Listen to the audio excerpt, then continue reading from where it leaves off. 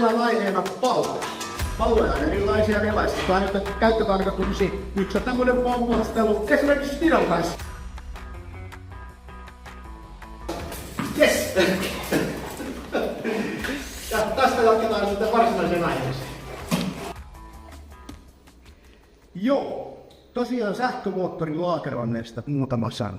Sähkömoottorin laakereiden tehtävä on pyörittää tai antaa moottorin pyöriä. Moottorin molemmissa päissä on laakeri ja ne pitää huolen siitä, että moottori pyörii nätisti eikä tule mekaanisia kosketuksia.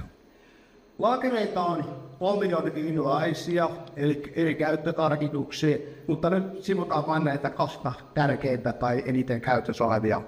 Ja jos nyt tulee jotain erikoiskäyttöä, niin silloin pitää keskustella moottoritoiminnan kanssa monista laakereiden muutoksista. Perinteinen laakeri, yleisin laakeri on kuulalaakeri, missä laakerin urassa pyörii kuula. Nämä nyt ei tosin ole pari, mutta niin hoitaa sen moottorin pyörityksen. Ja sen tehtävä on ainoastaan muita, että roottori pyörii. Toinen ryhmä, toiseksi suurin ryhmä meillä on rullalaakeri, NU-laakeri. Silloin moottorin D-päässä, eli täällä akselipäässä on D, rullalaakeri, joka ottaa vastaan tämän pyörittämisen lisäksi myös sivuttaisia voimia, esimerkiksi kiilahiidoista, ketjuista tai muusta. Mutta nämä kaksi on ne perusjutut, mitkä siinä hommassa oli.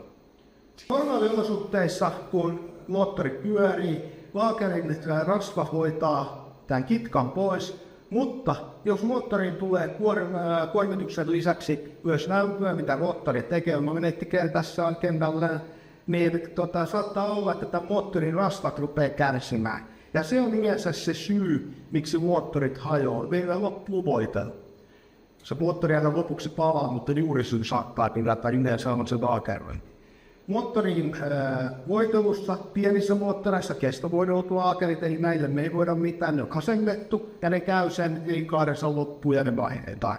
Toinen vaihtoehto on avoin, esimerkiksi tämä NU-laakeri tässä, niin me pystytään moottorin rasvan nipoista lisäämään rasvaa, kulun rasva menee pois, käytetty rasva pois ja uusi rasva sitten jatkaa voitelua. Laakeri on kuitenkin sellainen tuote, että kun se on saanut kipeätä, niin se ei parane siitä enää, vaan se sitten vaurio jatkaa matkaansa ja lopuksi niin, se hajuu. Eli sen seuranta on tosi tärkeää.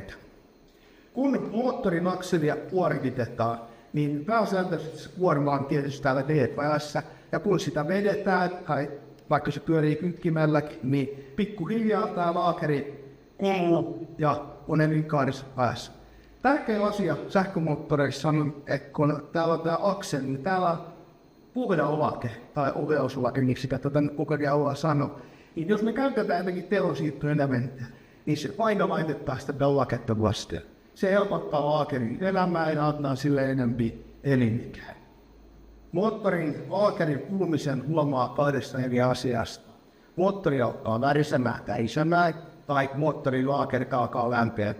Ja nämä on nyt sitten merkki siitä, että ne elinikä rupeaa olemaan lopussa ja sitä pystytään erilaisilla mittauksilla varmistamaan, kuinka kaupasta päästään. Mutta yleensä moottorin lisääntynyt värinä tai moottorin laakerin lämpeneminen on merkki siitä, että vaurio on vuosi. Eli laakerin huolto on oikeastaan sähkömoottorille sama kuin polttomoottorin öljynvaihto. Kun niistä pidetään huoli, niin moottori on pitkäikäinen. Pienten moottoreiden kestovoidun laakerin vaihtoon, isot moottorit, missä on jälkivoitelu, voidetaan asvalksella, niin kevyempi seuraan, missä kunnossa laakereita. Jos teillä on ongelmia moottorin laakerointien kanssa tai on hankalia paikkoja, missä on lämpötilaa tai muuta erikoista, niin kannattaa ottaa moottoritilaamisen yhteydessä aineeksi myydän kanssa ja keskustella mahdollisista ongelmista. Kun ne laakerointineuvon ratkaistaan siinä ennen toimitusta, niin luultavasti saadaan pidempi-ikäisempi moottori. Kiitos kun katselit meidän videoita ja katsotaan, jos keksittäisiin vielä jotakin uutta myöhemmin.